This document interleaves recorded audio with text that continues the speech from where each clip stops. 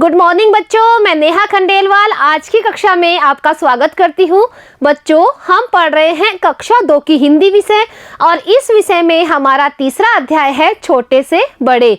बच्चों, पिछली कक्षा में हमने यह कविता पढ़ी थी। अब बच्चों, इस कविता से संबंधित जो हमारे अभ्यास कार्य हैं यानी जो प्रश्न उत्तर है उसे हम करेंगे आज। तो करते हैं बच्चों हमारा पहला प्रश्न।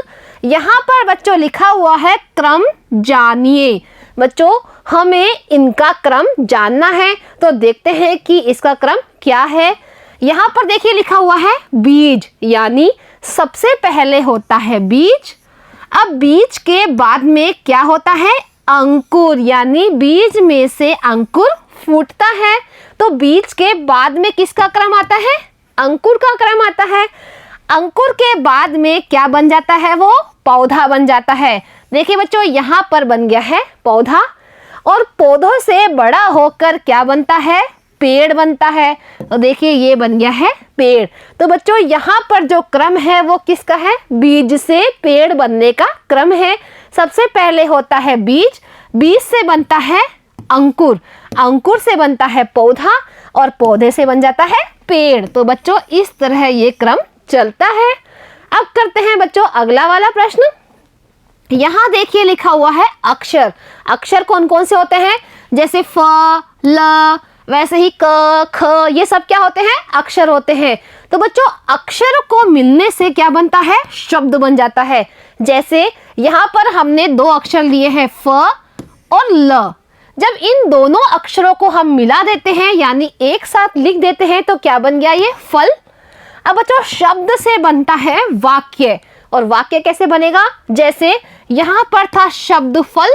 अब फल को अगर हम पूरे वाक्य में लिखते हैं तो ये वाक्य बन जाता है। जैसे मैं फल खाता हूँ, ये बन गया है एक वाक्य। अब बच्चों, वाक्य के बाद में क्या बनता है? पाठ। जैसे हमारा होता है पूरा पाठ, वैसे बच्चों वाक्यों को जोड़ जोड़ के बन जाता है एक पूरा पाठ। तो बच्चों, इस तरह इसका क्रम है।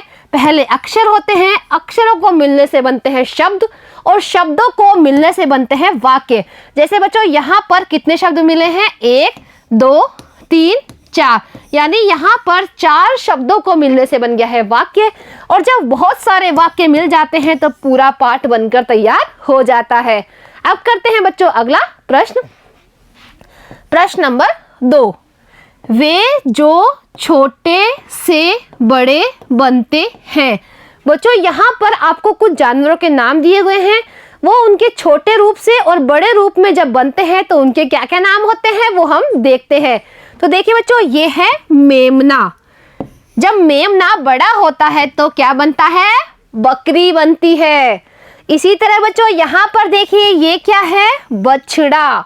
और बछड़ा जब बड़ा हो जाता है तो क्या बन जाता है? बैल बन जाता है। देखिए ये है बछड़ा और ये बन गया है क्या? बैल। अब देखिए बच्चों यहाँ पर है एक पिल्ला और पिल्ला जब बड़ा बनता है तो क्या हो जाता है? वो कुत्ता बन जाता है।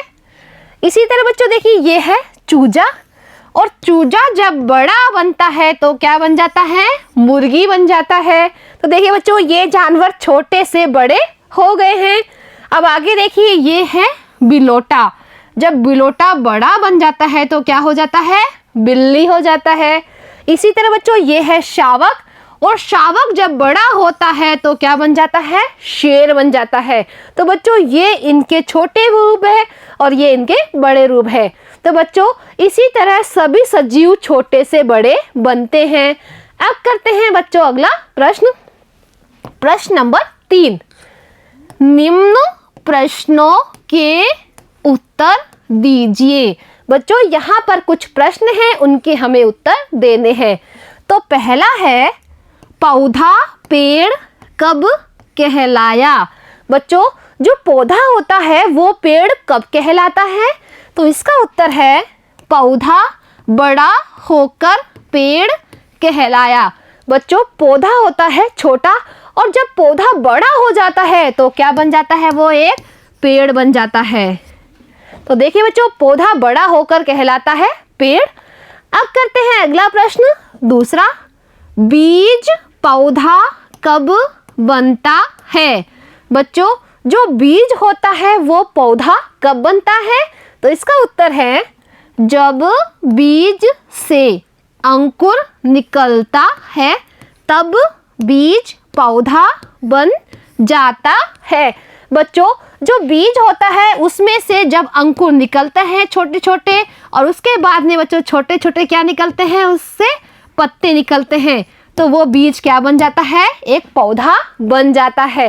तो बच्चों, बीज के जो अंकुर निकलते हैं तब वो पौधा बन जाता है। अब करते हैं बच्चों अगला प्रश्न, प्रश्न नंबर 4।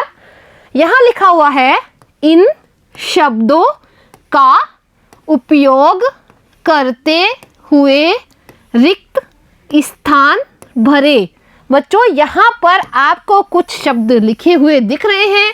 इन शब्दों का उपयोग करते हुए हमें इन रिक्त स्थानों को भरना है।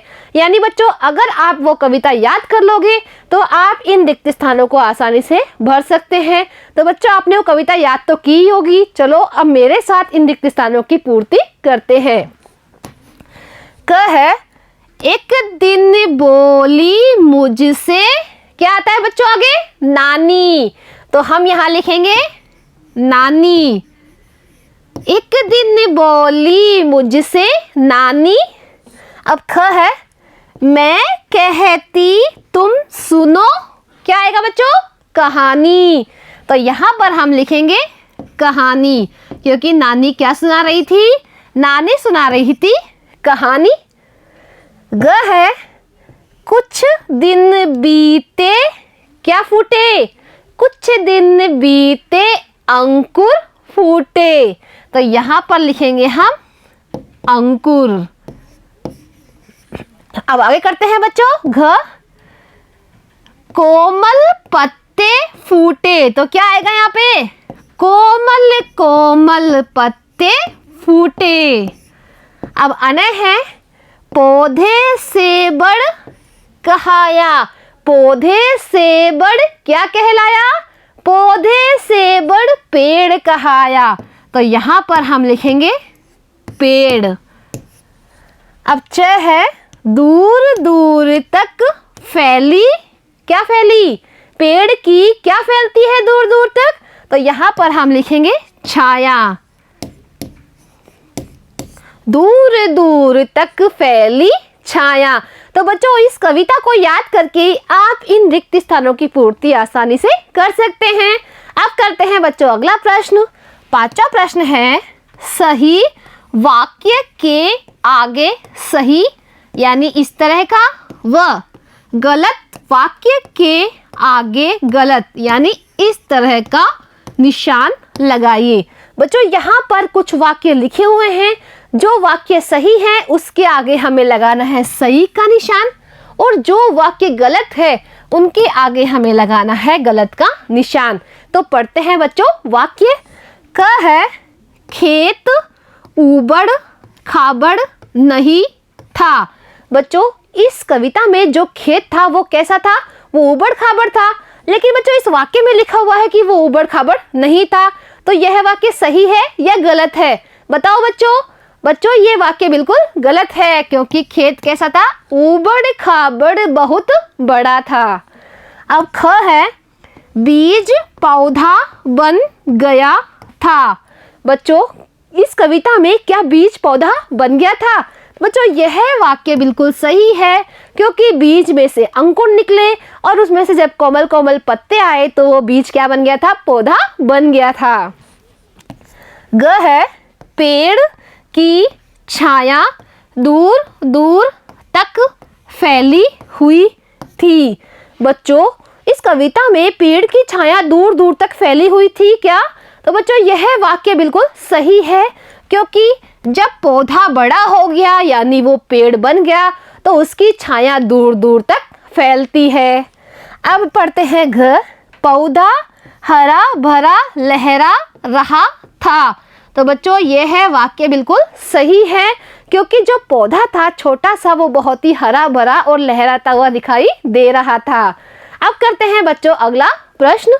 यहाँ पर बच्चों 6वां प्रश्न है, चित्र देखकर लिखिए कि पेड़ हमें क्या क्या देते हैं। बच्चों यहाँ पर देखिए आपको एक पेड़ का चित्र दिखाई दे रहा है। अब बच्चों हमें लिखना है कि पेड़ हमें क्या क्या देते हैं। तो लिखते हैं बच्चों, पहला, पेड़ हमें शुद्ध वायु देते हैं। बच्चों जो पेड़ है वो हमें शुद्ध वायु देते हैं, जिससे कि हम श्वसन क्रिया करते हैं। यानी बच्चों जो हम श्वास लेते हैं उसमें कौन सी गैस लेते हैं? ऑक्सीजन गैस लेते हैं। और यह गैस किससे मिलती है? हमें पेड़ों से मिलते हैं। तो बच्चों पेड़ हमें शुद्ध वायु देते हैं।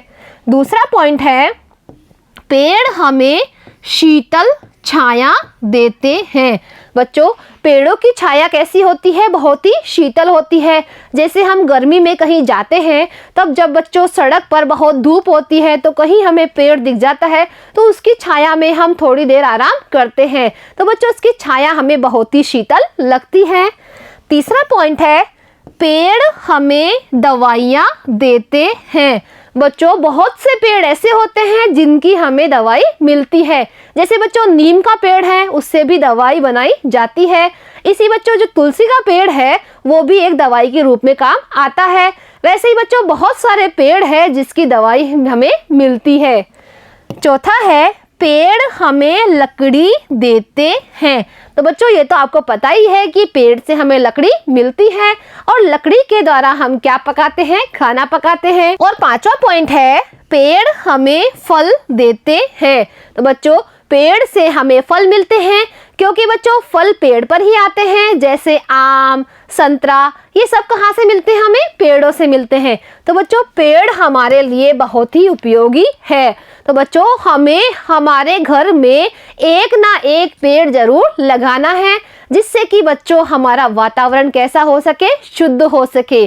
तो बच्चों आप भी अपने घर में पेड़ जरूर लगाइए। तो बच्चों आज हमारा यह अध्याय, जो अध्याय नंबर 3 था, वो होता है पूरा। अब बच्चों मिलते हैं अगली कक्षा में एक नए अध्याय के साथ। आज के लिए बच्चों इतना ही। धन्यवाद।